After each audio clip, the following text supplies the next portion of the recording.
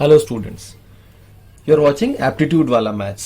तो आज हम लोग नंबर थ्योरी में ही कुछ बहुत ही इंटरेस्टिंग टॉपिक आपके सामने लेके आए हैं और वो है नंबर ऑफ फैक्टर्स। आज हम लोग फैक्टर्स के बारे में डिस्कस करने वाले हैं। ये एक बहुत इंपॉर्टेंट और बहुत इंटरेस्टिंग टॉपिक है। आप लोगों को बहुत अच्छा लगेगा, बहुत मजा आएगा इसको पढ़ के। ये बहुत इंटरेस्टिंग टॉपिक है। हम लोगों ने एलसीएम एचसीएफ खत्म किया है अभी पीछे। उससे पहले हम लोगों ने नंबर थ्योरी में ही क्लासिफिकेशन देखा है। आज हम लोग नंबर थ्योरी में ही एक नया टॉपिक डिस्कस करने जा रहे हैं जिसका नाम है फैक्टर्स। ठीक है, याद कीजिए पहला क्लासिफिकेशन का लेक्चर जिसमें हम लोगों ने बोला था कि नंबर्स दो तरह के में, जितने भी होल नंबर्स हैं उसको हम लोग दो पार्ट में बांट सकते हैं। एक होता है प्राइम नंबर और एक होता है कॉम्पोजिट नंबर। प्राइम नंबर वो होता है जिसके दो फैक्टर्स होते हैं। कॉम्पोजिट नंबर वो होता है जिसके दो से ज्यादा फैक्टर्स होते हैं। तो अगर आपसे ये कहा जाए कि किसी प्राइम नंबर का नंबर ऑफ फैक्टर्स बताएं तो आपके लिए काम बहुत आसान हो जाएगा। आपको हर एक प्राइम नंबर का दो ही फैक्टर होता है, तो चाहे वो कोई भी प्राइम नंबर हो उसका नंबर ऑफ फैक्टर्स दो ही होगा। लेकिन कॉम्पोजिट नंबर के फैक्टर्स निकालने को कहा जाए तो हर बार आंसर अलग अलग आएगा। किसी कॉम्पोजिट नंबर के 5 फैक्टर होंगे, किसी के 10 फैक्टर होंगे, किसी के 8 फैक्टर होंगे, किसी के कुछ भी होंगे, किसी के 100 फैक्टर भी हो सकते हैं। यानी कॉम्पोजिट नंबर का फैक्टर निकालना होगा तो हर बार आंसर अलग अलग आएगा। तो इस वीडियो में हम लोग यही देखने वाले हैं कि किसी भी कॉम्पोजिट नंबर के फैक्टर को कैसे निकालते हैं और उसको निकालने का जो फॉर्मूला है उसके पीछे का लॉजिक क्या है। देखिए, इस चैनल में हम लोग, ये चैनल दूसरे चैनल से थोड़ा अलग इस तरह से है और ये बहुत बड़ा फर्क है कि दूसरे चैनल्स पे जो मैंने देखा है, जो मेरा एक्सपीरियंस है, कि वहां पे शॉर्टकट बहुत बताते हैं। ये कर लो ऐसे हो जाएगा, ये कर लो ऐसे हो जाएगा, as if mathematics is magic. No, but ऐसा नहीं है।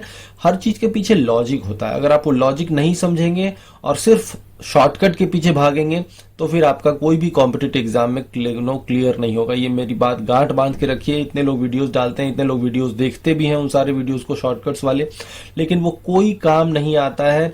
आप कितने स्टूडेंट को ऐसे जानते हैं जो उन्हीं शॉर्टकट के बदौलत किसी कॉम्पिटिटिव एग्जाम को, ऑल इंडिया लेवल के कॉम्पिटिटिव एग्जाम को क्लियर किए हुए हैं? ऐसे बहुत कम ही स्टूडेंट मिलेंगे। जो भी कॉन्सेप्ट, जिनका भी स्टूडेंट का कॉन्सेप्ट क्लियर रहता है और तब वो प्रैक्टिस करते हैं और तब वो शॉर्टकट यूज करते हैं, तभी उनका कॉम्पिटिटिव एग्जाम में उनको क्लियर मिलता है, उनको सफलता मिलती है। तो ये बात आप गांठ बांध के रखिए कि शुभ शॉर्टकट के पीछे मत भागिए। मैथ्स बहुत ही इंटरेस्टिंग टॉपिक है, बहुत लॉजिकल सब्जेक्ट है।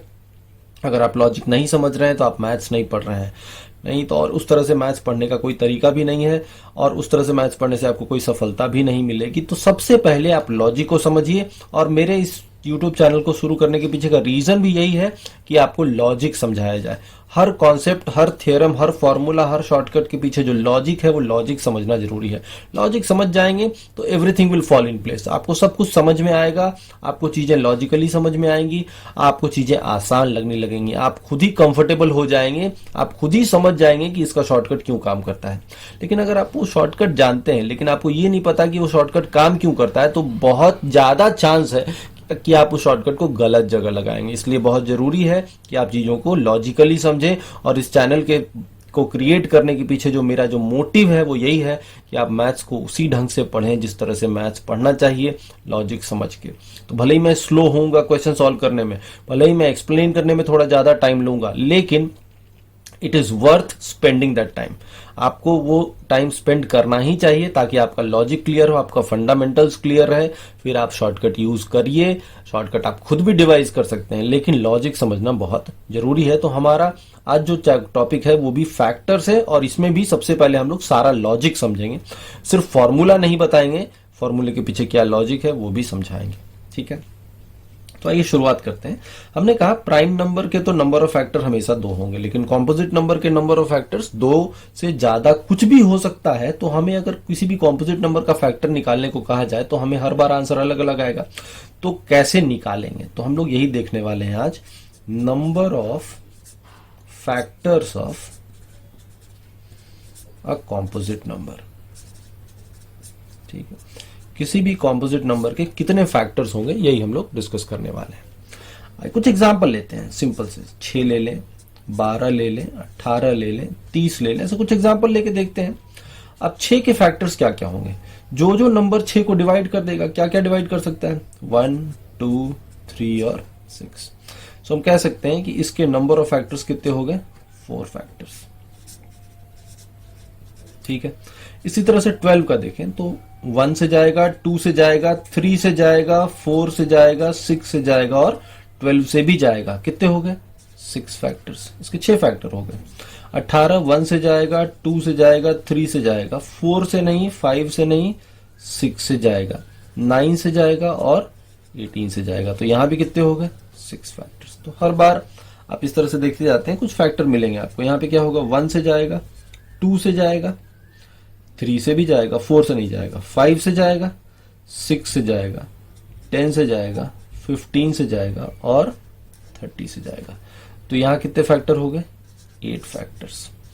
तो हर बार नंबर ऑफ फैक्टर अलग है, कहीं 4 है, कहीं 6 है, कहीं 8 है। तो अगर इस तरह से कहा जाए कि नंबर ऑफ फैक्टर्स अगर हम इस मेथड से निकाल लें तब तो बहुत टाइम लगेगा। अगर आपसे कहा जाए कि 1 2 0 0 0 0 इसके नंबर ऑफ फैक्टर्स बताइए, तब तो हमें बहुत समय लग जाएगा इस तरह से करने में, क्योंकि यहाँ पे तो कई सारे फैक्टर्स होंगे। अगर हम इस तरह से नंबर ऑफ फैक्टर निकालेंगे तो बहुत टाइम कंज्यूमिंग होगा। तो ये जो मेथड है मैनुअली सारे फैक्टर को ढूंढना, ये छोटे नंबर्स में तो काम कर जाएगा लेकिन बड़े नंबर्स में काम नहीं करेगा, बिकॉज बड़े नंबर्स में आप इस तरह से निकालेंगे तो बहुत टाइम कंज्यूमिंग भी होगा और अगर एक भी छूट गया तो पूरा मेहनत आपका पानी हो जाएगा। इसलिए इस तरह से हम लोग इसको सॉल्व नहीं करेंगे, मैनुअली हम लोग नहीं सर्च करने वाले हैं। इसका एक लॉजिक होता है, इसका एक फॉर्मूला होता है, बट फॉर्मूला से ज्यादा इंपॉर्टेंट है लॉजिक समझना। ठीक है, तो पहले मैं आपको फॉर्मूला बताता हूं, उसके बाद उसके पीछे का लॉजिक भी समझाता हूं। ठीक है, अब एक छोटा एग्जांपल लेके ही फॉर्मूला को समझते हैं। जैसे मान लीजिए कि हमने 30 लिया था। ठीक है, 30 के कितने फैक्टर आए थे? 8 फैक्टर्स। 18 के कितने फैक्टर आए थे? 6 फैक्टर। तो 30 लेते हैं। सबसे पहले आप 30 को फैक्टराइज करेंगे तो 2 से 15 टाइम्स, 3 से 5 टाइम्स। सो हम 30 को लिख सकते हैं 2 इंटू 3 इंटू 5। इसी तरह से 18 को फैक्टराइज कीजिए तो 18 को फैक्टराइज करेंगे तो ये जाएगा 3 से 6 टाइम्स, 6 टाइम्स और फिर 3 से 2 टाइम्स। तो 3 इंटू 3 इंटू 2 यानी हम इसको लिख सकते हैं 2 इंटू 3 स्क्वायर। ठीक है, तो सबसे पहले आप नंबर को प्राइम फैक्टराइज करेंगे, जैसे मैंने यहां पे किया। 2 3 5 क्या है? Prime numbers. तो हमेशा जो डिवाइजर लेना है, जिससे भाग देंगे, वो प्राइम नंबर होना चाहिए। यहां भी देखिए 3 से किया, 2 से किया, 3 और 2 क्या है? Prime number. 2 into 3 square, 2 into 3 into 5। अब नंबर ऑफ फैक्टर्स निकालने का जो फॉर्मूला होगा वो क्या होगा? जो प्राइम फैक्टर का पावर है उसमें आप एक एक ऐड करेंगे। तो 1 है तो 1 प्लस 1 2 इंटू 1 है तो 1 प्लस 1 2। ठीक है, इसी तरह से यहां पे भी 1 है तो 1 प्लस 1 2, 2 इंटू 2 इंटू 2 तो कितना आ जाएगा? 8। यानी कि 30 के नंबर ऑफ फैक्टर्स 8 होंगे। यहां भी कितना आया था? 8 आया था, आप देख सकते हैं। इस तरह यहां पे भी देखिए 1 है तो 1 प्लस 1 2, 2 है तो 2 प्लस 1 3, 2 इंटू 3 6 फैक्टर। यहां भी देखिए 18 के कितने फैक्टर आए थे? 6 फैक्टर। तो आप देख सकते हैं कि फॉर्मूले से करें चाहे मैनुअली निकालें, सेम आंसर आना भी चाहिए, आ भी रहा है। ठीक है, इसी तरह से अगर आपसे कोई कहता कि बार इसका निकालिए तो हम इसका भी इसी फॉर्मूले से आसानी से निकाल सकते हैं। देखिए ये कितना है? This is 12 into 10 to the power 4। 12 होता है 4 इंटू 3। 4 को हम लिख सकते हैं 2 स्क्वायर इंटू 3, तो ये 12 हो गया। नाउ एक 10 होता है 2 इंटू 5, तो 10 का पावर 4 है तो 2 का पावर 4 इंटू 5 का पावर 4। अब ये क्या होगा? 2 पावर 4 2 पावर 2 कितना हो गया? 2 पावर 6 इंटू 3 इंटू 5 पावर 4।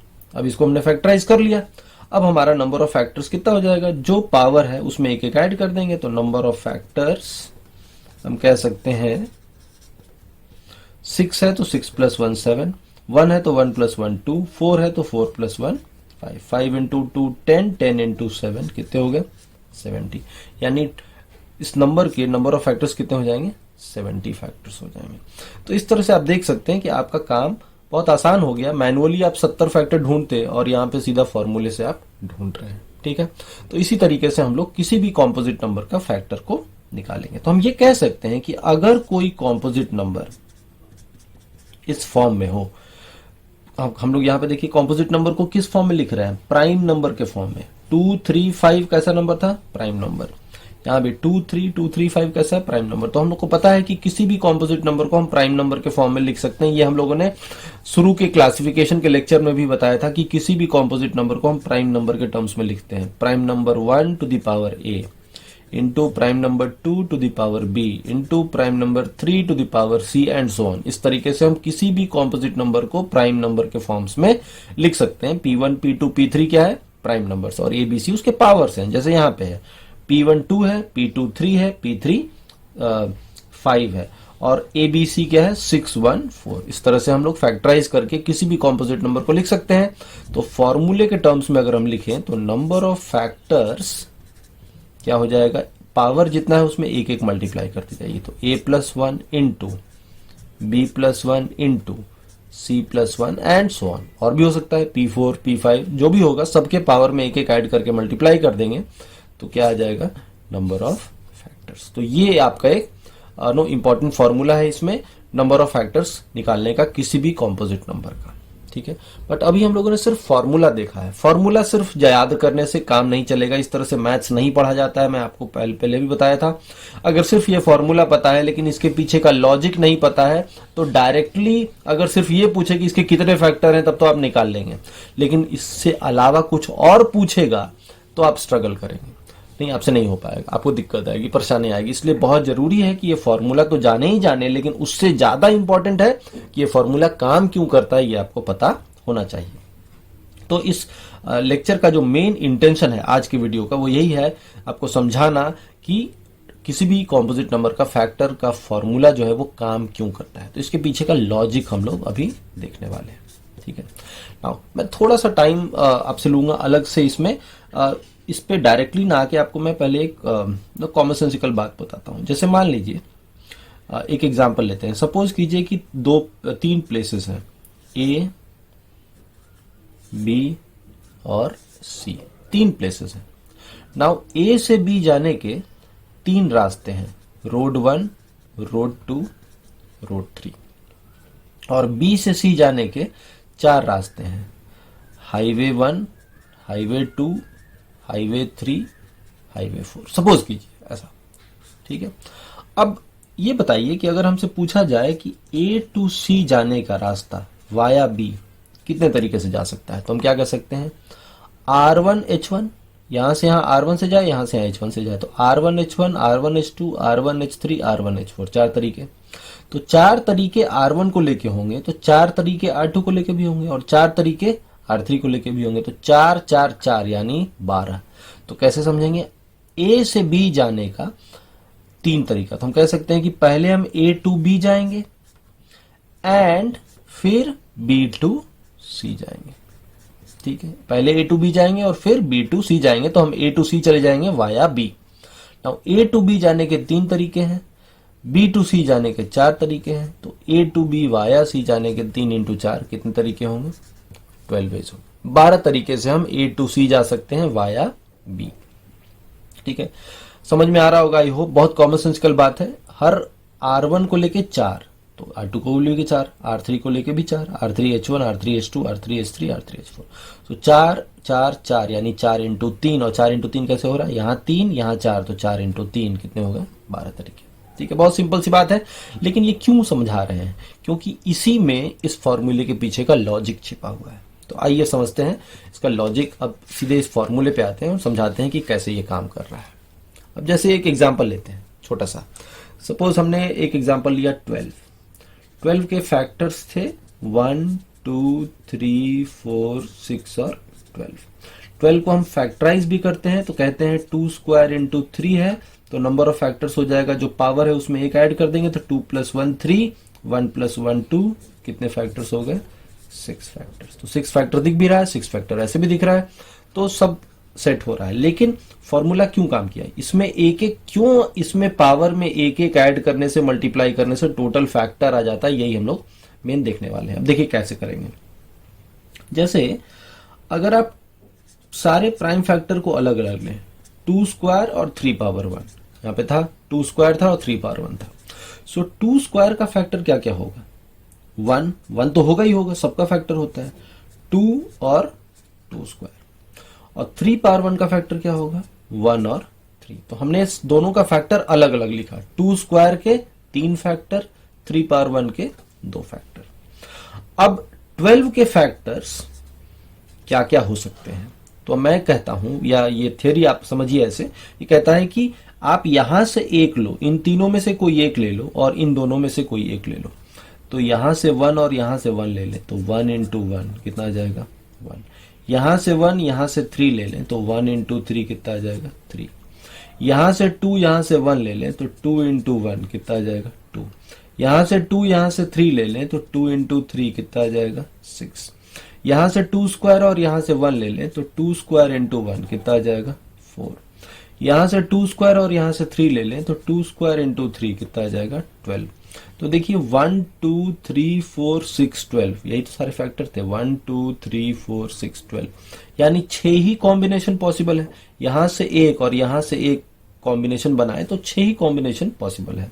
और ये 6 कैसे आ रहा है, हर एक के लिए यहाँ 2 combination 1 into 1 1 into 3 2 into 1 2 into 3 2 square into 1 2 square into 3। तो एक के लिए 2 कॉम्बिनेशन तो 3 के लिए 2 इंटू 3।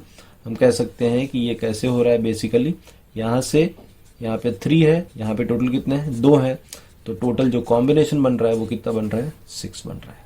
ठीक, और यही चीज तो यहाँ कर रहे हैं, देखिए 3 इंटू 2 6 3 इंटू 2 6। तो 2 स्क्वायर है यानी जितना पावर है उससे एक ज्यादा फैक्टर है। देखिए 2 स्क्वायर है तो पावर क्या है 2 पावर 2 2 पावर 1 और ये बेसिकली इसको हम लिख सकते हैं ये क्या है 2 पावर 0 है। 1 क्या हो गया 2 पावर 0 तो 0 2 पावर 0 2 पावर 1 2 पावर 2 पावर 2 है तो 3 फैक्टर। अगर पावर 3 रहता तो 2 पावर 3 भी आ जाता तो 0 1 2 3 4 फैक्टर। यानी जितना पावर होगा उससे एक ज्यादा फैक्टर होगा। सो 2 पावर 2 है तो 3 फैक्टर, 3 पावर 1 है तो 2 फैक्टर, तो 3 और 2 तो कॉम्बिनेशन कितने बनेंगे 3 इंटू 2 6। क्यों, क्योंकि कॉम्बिनेशन कैसे बनेगा, फैक्टर कैसे आएगा 12 का, आपको एक यहां से लेना है एंड एक यहां से लेना है। तो अभी जो बताया था पीछे रास्ता वाला एग्जाम्पल, एक यहां से लेना है, इसको समझिए A to B जाने का 3 रास्ता, B to C जाने का 2 रास्ता, तो A to B via C जाने का 3 इंटू 2 6 रास्ता। सेम लॉजिक है, तो इसी वजह से ये लॉजिक से काम करता है। बिकॉज जो भी प्राइम फैक्टर का पावर आता है उसमें उस प्राइम फैक्टर का पावर का जितना पावर है उससे एक ज्यादा फैक्टर है। 2 स्क्वायर तो 2 प्लस 1 3 फैक्टर, 2 क्यूब रहता है तो 3 प्लस 1 4 फैक्टर, 2 पावर 3 रहता तो 3 प्लस 1 4 फैक्टर। इसीलिए पावर में एक मल्टीप्लाई करते हैं, एक ऐड करते हैं क्योंकि उतने ही फैक्टर आते हैं, और फिर उन सबको मल्टीप्लाई करते हैं क्योंकि उतने ही कॉम्बिनेशन बनेंगे। आई होप आपको ये लॉजिक समझ में आया होगा। अब एक बार जब आप ये लॉजिक समझ गए तब इस पे बेस्ड क्वेश्चंस आप आसानी से कर सकते हैं। अब देखिए कैसे कैसे क्वेश्चंस आएंगे। एक तो डायरेक्ट क्वेश्चन है कि कोई नंबर दे देगा, उसका पूछेगा नंबर ऑफ फैक्टर्स बताइए, तब तो आप डायरेक्टली फॉर्मूला से कर लेंगे। लेकिन अगर सिर्फ फॉर्मूला पता है तो बहुत सारे क्वेश्चन नहीं कर पाएंगे। वो करने के लिए ये लॉजिक समझना जरूरी था। अब आप एक लॉजिक समझ चुके हैं, अब आइए इस पे कुछ क्वेश्चन करते हैं। जैसे मान लीजिए एक क्वेश्चन लेता हूं, कहता है find number of even and odd factors of say 1 to 6 0। बोलता है find number of even and odd factors of 1 to 6 0। ठीक है, तो अगर हमें सिर्फ फॉर्मूला पता रहेगा तो हम टोटल फैक्टर तो निकाल देंगे। क्या करेंगे, इसको फैक्टराइज करेंगे 1 to 6 0 को। सो 2 से 630 टाइम, 2 से 315, 3 से 105, 3 से 35, 5 से 7। तो हम कह सकते हैं 2 into 2 2 square, 3 into 3 3 square, into 5 into 7। 5 into 7 मतलब पावर कितना है 1 1 है। तो ये हो गया। तो हम कह सकते हैं कि नंबर ऑफ फैक्टर्स हो जाएगा, जो जो पावर है उसमें एक एक ऐड करते जाइए। 2 प्लस 1 3, 2 प्लस 1 3, 1 प्लस 1 2, 1 प्लस 1 2। सो 9 इंटू 4 टोटल फैक्टर्स कितने हो गए 36। लेकिन सिर्फ इससे एक बात नहीं बनेगी, बिकॉज हमसे हमें टोटल नहीं पूछा, हमसे क्या पूछा है इवन कितने हैं ऑड कितने हैं। ठीक, अब दोनों में से आप कोई भी निकाल सकते हैं, या तो आप इवन निकाल लीजिए या ऑड निकाल लीजिए। इवन निकाल लेंगे तो टोटल माइनस इवन फैक्टर्स क्या हो जाएंगे number of odd factor. Odd निकाल लेंगे तो टोटल माइनस ऑड क्या हो जाएगा इवन फैक्टर। तो दोनों में से कोई एक निकल जाए तो दूसरा भी आ जाएगा। आई होप आपको इवन और ऑड फैक्टर समझ में आ रहा होगा। जैसे समझिए 1 to 6 0 के फैक्टर क्या क्या होंगे, 1 से भी जाएगा, 2 से भी जाएगा, 3 से भी जाएगा, 4 से भी जाएगा। तो देखिए यहाँ पे 1 और 3 भी फैक्टर है लेकिन ये ऑड फैक्टर है, 2 और 4 भी फैक्टर है लेकिन ये क्या है इवन फैक्टर है। तो टोटल ऐसे टोटल कितने फैक्टर हैं? 36। इसमें से कुछ ऑड भी हैं, कुछ इवन भी हैं। तो ये हमें निकालना है कि इसमें से कितने सारे फैक्टर्स इवन है, कितने सारे फैक्टर ऑड है। अब सिर्फ अगर हमें फॉर्मूला पता है तो हम टोटल तो निकाल पाएंगे, लेकिन इसमें से कितने ऑड होंगे कितने इवन होंगे पता नहीं चल पा रहा है। लेकिन अगर आपको इस फॉर्मूले का लॉजिक पता है तो आप निकाल सकते हैं, आप ट्राई कर सकते हैं। कैसे करेंगे? हमें पता है 2 स्क्वायर का फैक्टर है 1 2 और 2 स्क्वायर, 3 स्क्वायर का फैक्टर है 1 3 और 3 स्क्वायर। इसी तरह से 5 पावर 1 का फैक्टर होगा 1 और 5, 7 पावर 1 का फैक्टर होगा 1 और 7। अब हम फैक्टर कैसे निकालते हैं 1260 का? इन तीनों में से कोई एक लेते हैं, इन तीनों में से कोई एक लेते हैं, इन दोनों में से भी कोई एक लेते हैं, इन दोनों में से भी कोई एक लेते हैं और सभी को मल्टीप्लाई करते हैं तो सारे फैक्टर आ जाते हैं। जैसे 1 इंटू 1 इंटू 1 इंटू 1, 1 आएगा तो 1 एक फैक्टर है। 1 इंटू 1 इंटू 1 इंटू 7 तो 7 भी एक फैक्टर है। 1 इंटू 3 इंटू 1 इंटू 1 तो 3 भी एक फैक्टर है। 2 इंटू 1 इंटू 1 इंटू 1 तो ऐसे करके कई सारे फैक्टर्स होंगे। तो कितने फैक्टर होंगे टोटल? यहां से एक पिक करने का 3 तरीका, यहां से एक पिक करने का 3 तरीका, देखते जाइए 3 तरीका, यहां से एक पिक करने का 3 तरीका, यहां से एक पिक करने का 2 तरीका, यहां से एक पिक करने का 2 तरीका। तो कितने कॉम्बिनेशन बन गए? 3 इंटू 3 इंटू 2 इंटू 2 36। लेकिन ये टोटल कॉम्बिनेशन है, इसमें से इवन कितने हैं, ऑड कितने हैं, ये कैसे निकालेंगे? तो अब ध्यान दीजिए, यहां पे ये सारे ऑड हैं, ये भी सारे ऑड हैं, ये भी सारे ऑड हैं, सिर्फ यही दोनों इवन है। तो अगर आप इसको थोड़ी देर के लिए भूल जाइए, यहां से आप हमेशा 1 ही पिक करें और यहां से इसमें से कुछ भी लें तो ऑड नंबर यहां भी पिक कर रहे हैं, ऑड नंबर यहां भी पिक कर रहे हैं, ऑड नंबर यहां भी पिक कर रहे हैं, ऑड नंबर यहां भी पिक कर रहे हैं। 139 ऑड है, 15 ऑड है, 17 ऑड है, 1 ऑड है। तो जो भी कॉम्बिनेशन बनेगा ऑड नंबर का प्रोडक्ट हमेशा क्या होता है? ऑड होता है। तो इसलिए ये सारे कॉम्बिनेशन क्या बनेंगे? Odd factors. तो हम कह सकते हैं कि नंबर ऑफ ऑड फैक्टर्स हम लोग कैसे निकाल सकते हैं? ऑड फैक्टर्स हो जाएगा 1, यहां से एक उठाने का एक ही तरीका, यहां से कोई भी लेने का 3 तरीका, यहां से भी कोई लेने का 2 तरीका, यहां से भी कोई लेने का 2 तरीका। सो ये कितना आ गया? 4 इंटू 3 कितने? 12, यानी 12 फैक्टर्स ऑड होंगे। देखिए 1 इंटू 1 इंटू 1 इंटू 1 ऑड आएगा, 1 इंटू 3 इंटू 5 इंटू 7 ऑड आएगा, 1 into 3 square into 1 into 1 odd आएगा, 1 into 3 square into 5 into 7 odd आएगा। तो ऐसे टोटल कितने कॉम्बिनेशन बनेंगे? 12, और सभी ऑड होंगे बिकॉज 4 ऑड नंबर का प्रोडक्ट हमेशा क्या आएगा? ऑड आएगा। पहला ऑड नंबर, दूसरा ऑड नंबर, तीसरा ऑड नंबर, चौथा ऑड नंबर। तो 12 फैक्टर ऑड हो गए। तो नंबर ऑफ इवन फैक्टर्स भी आ जाएगा। टोटल है 36, 36 माइनस 12 कितना हो जाएगा? 24। सो हम कह सकते हैं कि 1260 के 12 ऑड फैक्टर होंगे, 24 इवन फैक्टर होंगे और टोटल नंबर ऑफ फैक्टर्स कितना हो जाएगा? 36। तो इस तरीके से हम लोग नंबर ऑफ ऑड और इवन फैक्टर्स निकाल सकते हैं। लेकिन अगर आपको सिर्फ फॉर्मूला पता होता तो ये क्वेश्चन आंसर नहीं कर पाते। अब सवाल ये उठता है कि क्या हम इसको इस तरीके से करेंगे? बिल्कुल नहीं, ये लॉजिक है, ये समझाने के लिए है, क्योंकि आपको जब तक समझ में नहीं आएगा लॉजिक तो मैथ्स इंटरेस्टिंग नहीं लगेगा। मैथ्स आपको हमेशा रटने वाला चीज लगेगा, लेकिन मैथ्स रटने का चीज नहीं है, मैथ्स समझने का सब्जेक्ट है। तो अब आपको जब समझ में आ गया फॉर्मूला, तो आप अगर ध्यान से देखिए, ये 1 से मल्टीप्लाई नहीं भी करते तो भी काम चल जाता ना। ये 1 जो यहाँ पे हमने एक, यहाँ से एक ऑड लेने का एक ही तरीका, यहाँ से एक ऑड लेने का 3 तरीका, यहाँ से एक ऑड फैक्टर लेने का 2 तरीका, यहाँ से एक ऑड फैक्टर लेने का 2 तरीका, टोटल 12 आया। अगर हम इस 1 को हटा भी दें तो भी तो कोई बात नहीं है ना। ये 1 से मल्टीप्लाई करने से नंबर ऑफ फैक्टर तो नहीं बदलेगा। 1 हटा भी दे तो भी नहीं आएगा। 3 इंटू 2 इंटू 2 भी कितना आएगा? 12 भी आएगा। यानी इसको अगर हम भूल भी जाएं तो भी हमारा काम चल जाएगा। तो यहां से हमें एक क्लू मिलता है। क्या क्लू मिलता है? कि कोई भी नंबर दिया रहेगा, जैसे मान लीजिए 1260 ही दिया हुआ था, अब 1260 छोड़ के कुछ और ले लेते हैं, इसे कहते हैं 2520 है सपोज। नाउ 2520 को अगर हम फैक्टराइज करें, देखिए 2520 इसका डबल है, तो इसी में 2 से मल्टीप्लाई कर दे, तो 2 cube into 3 square into 5 into 7, ये नंबर हो गया। अब इसके टोटल फैक्टर्स तो हम डायरेक्टली निकाल सकते हैं फॉर्मूला से। क्या हो जाएगा? 4 इंटू 3 इंटू 2 इंटू 2, 4 3 2 2, एक एक बढ़ा दिया पावर में, 4 इंटू 3 12, 12 इंटू 4 कितना हो गया? 48। सही है। 4 into 3 12, 12 into 2 24 into 2 48, total factors 48। अब ऑड फैक्टर्स निकालने के लिए क्या करना है? हमें इस 2 क्यूब वाले को हटा दीजिए। जैसे अगर हम ये 2 स्क्वायर को हटा देते, सिर्फ यही लेते, तो कितना आता? 3 इंटू 2 इंटू 2 12, तो हम इसको हटा देते हैं थोड़ी देर के लिए। अब यही वाला ले लेते हैं, तो इसमें कितना आ जाएगा? 3, 1 पावर तो 2, 1 पावर तो 2, तो ये कितना हो गया 12। तो 12 ऑड फैक्टर, तो इवन कैसा आएगा 48 माइनस 12 कितना 36। तो डायरेक्टली आपको करना है, इतना सब कुछ करने की जरूरत नहीं है, सीधा इसको फैक्टराइज कीजिए, इसमें 2 का पावर को हटा दीजिए, जो बच गया नंबर इसके फैक्टर निकाल लीजिए, वो हो जाएगा total odd factor. Total factor में से ऑड फैक्टर को हटा दीजिए तो क्या आ जाएगा इवन फैक्टर। बहुत आसान। तो आई होप आपको समझ में आ गया होगा किसी भी कॉम्पोजिट नंबर के ऑड फैक्टर्स कैसे निकालेंगे और इवन फैक्टर्स कैसे निकालेंगे। ठीक है, नहीं समझ में आया होगा वीडियो को दोबारा से देखिए, बिल्कुल क्लियर हो जाएगा। मैंने बहुत डिटेल में आपको समझाया है। वीडियो लेक्चर देखने का फायदा यही है, वीडियो बनाने का फायदा यही है कि वंस मोर क्लास में लोग करते हैं, आप वंस मोर कितनी बार भी कर सकते हैं। थोड़ा सा बैक जाइए, फिर से देखिए वीडियो, आपको अच्छे से समझ में आ जाएगा।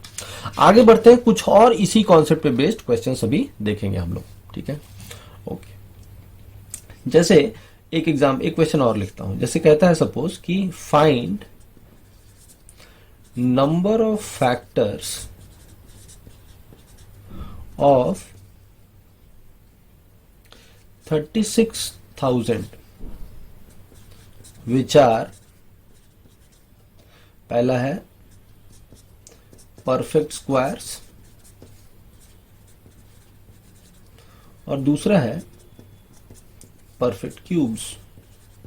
ठीक है, find number of factors of 36,000 which are perfect squares which are perfect cubes। अब देखिए यहाँ पे सबसे पहला, जब भी नंबर ऑफ फैक्टर्स निकालना हो तो आप फैक्टराइज तो करेंगे ही करेंगे। अब हर बार आपको नो बेसिक मेथड से फैक्टराइज नहीं करना है। ये 36 अलग ले लीजिए, 1000 अलग लीजिए, 36 इंटू 1000। तो 36 है 4 इंटू 9, 4 का मतलब 2 स्क्वायर, 9 का मतलब 3 स्क्वायर। एक 10 होता है 2 इंटू 5, तो 10 का क्यूब है तो 2 क्यूब इंटू 5 क्यूब। अब 2 पावर 3 2 पावर 2 कितना हो गया 2 पावर 5 इंटू 3 स्क्वायर इंटू 5 का क्यूब। तो यही हमारा नंबर है 36,000। ठीक है, अब हमसे पूछा है कि इसके कितने फैक्टर ऐसे होंगे जो परफेक्ट स्क्वायर्स होंगे और कितने फैक्टर्स ऐसे होंगे जो परफेक्ट क्यूब होंगे। तो क्या कहने का मतलब है, जैसे इसका एक फैक्टर 1 होगा, ये 4 से भी जाएगा, ये 9 से भी जाएगा, ये 8 से भी जाएगा, ऐसे करके। अब देखिए यहाँ पे 1 तो परफेक्ट स्क्वायर भी है, 1 का स्क्वायर 1 होता है, 1 परफेक्ट क्यूब भी है, 2 परफेक्ट स्क्वायर है 2 का स्क्वायर, 3 परफेक्ट स्क्वायर है 3 का स्क्वायर, 8 परफेक्ट क्यूब है 2 का क्यूब। तो 1 और 8 परफेक्ट क्यूब भी है, परफेक्ट स्क्वायर भी है। 4 और 9 क्या है, परफेक्ट स्क्वायर है। तो अगर हम सिर्फ इन्हीं 4 फैक्टर्स की बात करें, हाई सके और भी होंगे फैक्टर्स, लेकिन अगर हम सिर्फ इन्हीं 4 फैक्टर की बात करें तो हम कह सकते हैं कि इनमें से 1 2 3 है परफेक्ट स्क्वायर और 1 और 2 ये क्या है परफेक्ट क्यूब। तो ये तो इसमें जितने भी फैक्टर हैं, हम तो सिर्फ 4 ही फैक्टर निकाले हैं, इसके जितने भी फैक्टर्स हैं उसमें से कितने सारे फैक्टर क्या हैं परफेक्ट स्क्वायर्स हैं, कितने सारे फैक्टर्स परफेक्ट क्यूब है, हमें यही निकालना है। ठीक है, क्वेश्चन समझ में आ रहा है। अब आइए इसका सोल्यूशन देखते हैं। बेसिक पे आइए, बिना बेसिक के समझ में नहीं आएगा। बेसिक क्या था, हम सारे जो प्राइम फैक्टर के पावर थे इसके फैक्टर लिखते हैं। तो ये क्या क्या फैक्टर होगा इसका, 1 2 2 square 2 cube 2 power 4 and 2 power 5। इसी तरह से 3 स्क्वायर का फैक्टर क्या होगा, 1 3 एंड 3 स्क्वायर। 5 पावर 3 का फैक्टर क्या होगा, 1 5 5 स्क्वायर एंड 5 पावर 3। इस तरीके से। ओके, अब इनमें से हमें परफेक्ट स्क्वायर फैक्टर निकालना है। तो हम क्या करेंगे, हम बोलेंगे कि यहां से भी अगर हम परफेक्ट स्क्वायर लें, जैसे यहां पे परफेक्ट स्क्वायर कौन है, 1 है 2 स्क्वायर है 2 पावर 4 है, 2 स्क्वायर 2 का स्क्वायर है, 2 पावर 4 2 स्क्वायर का स्क्वायर है। इसी तरह से यहाँ परफेक्ट स्क्वायर कौन कौन सा है, 1 और 3 स्क्वायर। यहाँ परफेक्ट स्क्वायर कौन कौन सा है, 1 और 5 स्क्वायर।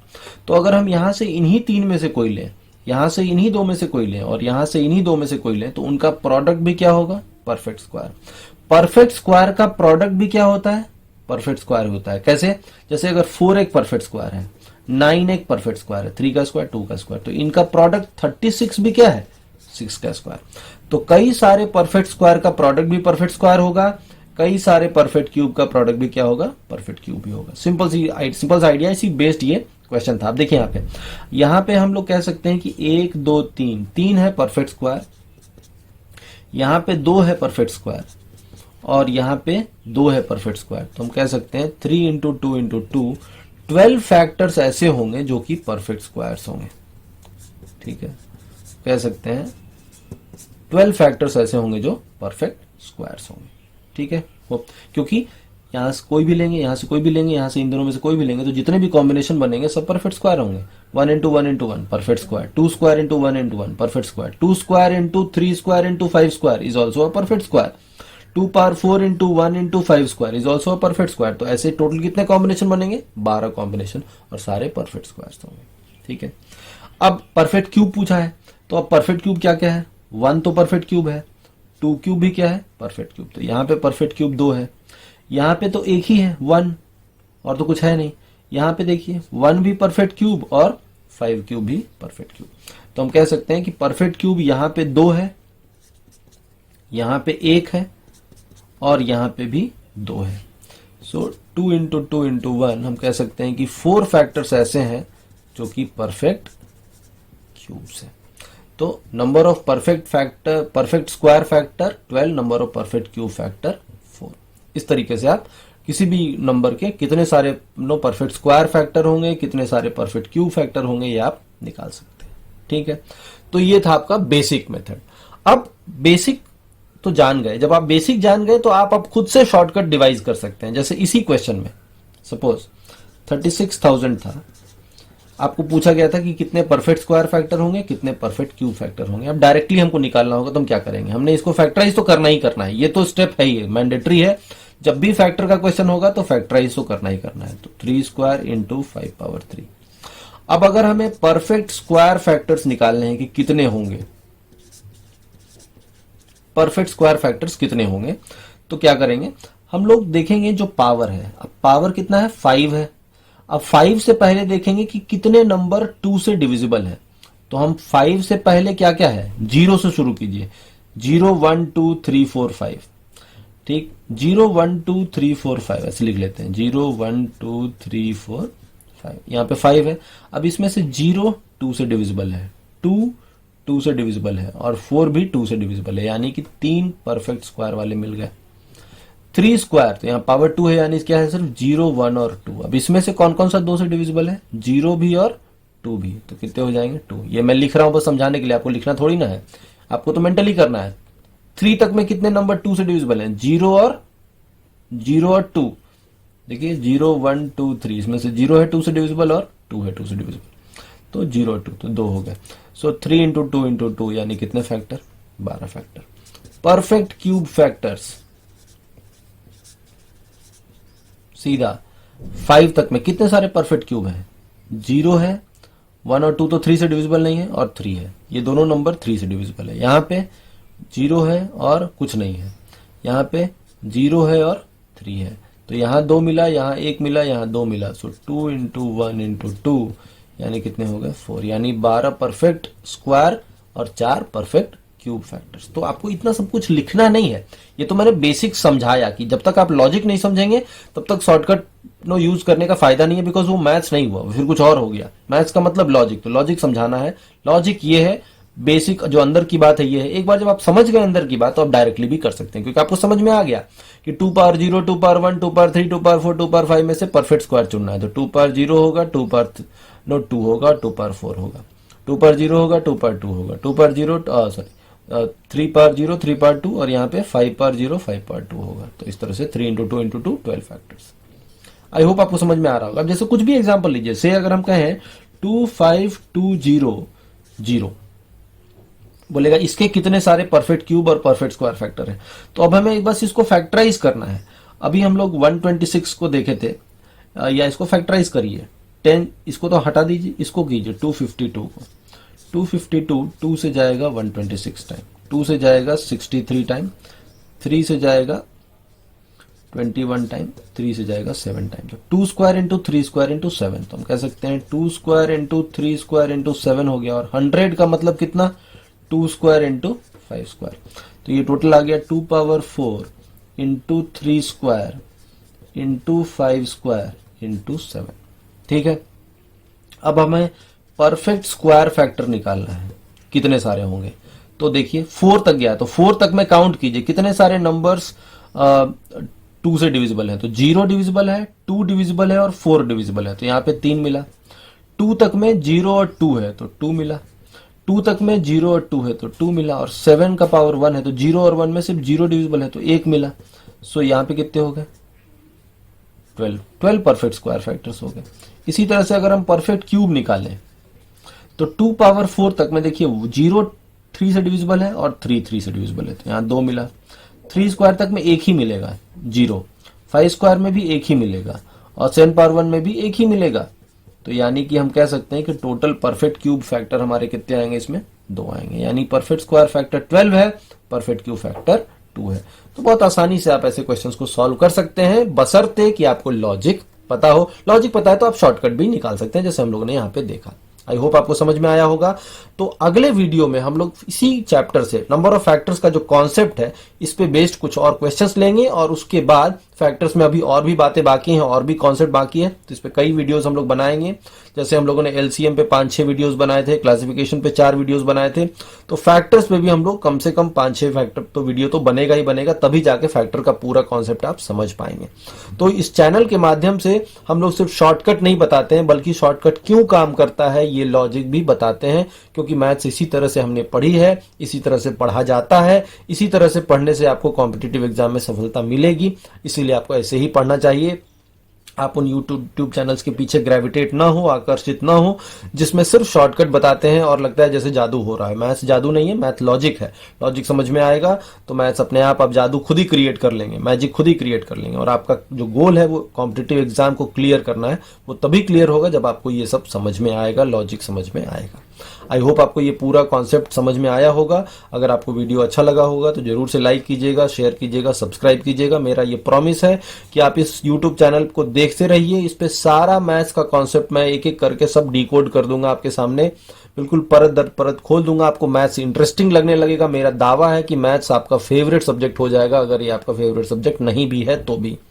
ओके, इसी वादे के साथ हम लोग मैं अपनी वाणी को विराम देता हूं।